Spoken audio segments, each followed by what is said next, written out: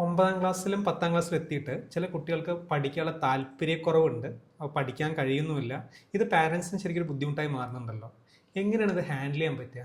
Actually പല parents ഇവിടെ വരുന്നവർ പറയുന്നൊരു പ്രശ്നമാണ്, ഒറ്റയ്ക്ക് പഠിക്കാൻ അവർക്ക് താല്പര്യമില്ല, അല്ലെങ്കിൽ അവർ ഒറ്റയ്ക്ക് പഠിക്കുന്നത് ചിന്ത പോലും ഒരു ബോധം ഇല്ല പിള്ളേർക്ക് എന്നുള്ളത്.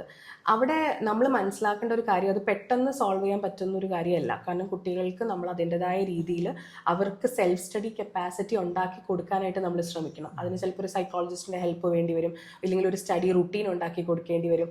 അവർക്ക് അതിനോടുള്ളൊരു താല്പര്യം ഡെവലപ്പ് ചെയ്ത് കൊണ്ടുവന്നാൽ മാത്രമേ അവർക്ക് അങ്ങനത്തെ ഒരു ചിന്ത ഉണ്ടാവുള്ളൂ. അല്ലെങ്കിൽ അവർക്ക് ഒരിക്കലും ഉണ്ടാവില്ല. 2 ദിവസം നമ്മൾ പ്രഷറൈസ് ചെയ്യുന്നത് കൊണ്ട് ചിലപ്പോൾ അവർ ചെയ്യും, 4ാമത്തെ ദിവസം തൊട്ട് അവർ വീണ്ടും പഴയതുപോലെ ആവും.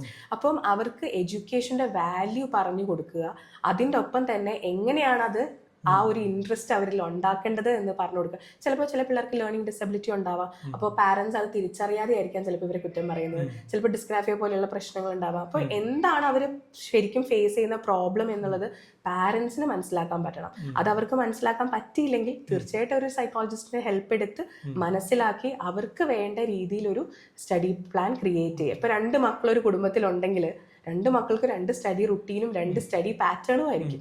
അപ്പം അവരെ ഒരേപോലെ ഇരുത്തി പഠിപ്പിക്കാൻ ശ്രമിച്ചു കഴിഞ്ഞാൽ നടക്കില്ല. ഇപ്പോൾ ഒരാൾ കേട്ട് പഠിക്കുന്ന ഒരു കുട്ടിയാണെങ്കിൽ ചിലപ്പോൾ ഒരാൾ കണ്ടോ എഴുതിയോ പഠിക്കുന്ന ഒരു കൊച്ചായിരിക്കാം. അപ്പോൾ 2 പേർക്കും സെപ്പറേറ്റ് ആയിട്ടുള്ള സ്റ്റഡി റുട്ടീൻ കൊടുത്ത് അവരെ സെൽഫ് സ്റ്റഡി കപ്പാസിറ്റിയിലേക്ക് മോട്ടിവേറ്റ് ചെയ്യുക എന്നുള്ളതാണ്. അല്ലാതെ നമ്മൾ ചീത്ത പറഞ്ഞാലോ അല്ലെങ്കിൽ അവർക്കൊരു താല്പര്യം ഇല്ല എന്ന് നമ്മൾ അവരെ കുറ്റപ്പെടുത്തിയിട്ടോ കമ്പയർ ചെയ്തിട്ടോ ഒന്നും അവിടെ ഒരു റിസൾട്ട് ഉണ്ടാവാനുള്ള സാധ്യത വളരെ കുറവായിരിക്കും.